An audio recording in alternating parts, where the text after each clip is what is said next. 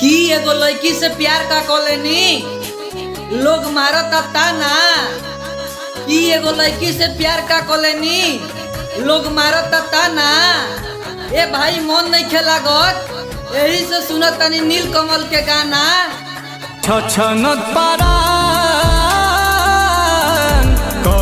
तू जेकरे से प्यार कैलू ओकरे से परेशानी बा।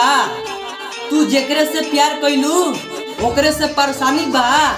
ई आजकल के लड़की सन के इहे चलत कहानी बा। दूसरा केहू के फुलवारी में करे जा टेंशन में जियत तानी तहरा ना कोनो प्रभाव बा। करे जा टेंशन में जियत तानी तहरा ना कोनो प्रभाव बा। तारा से तो निमन हमार जिगरी यार बा।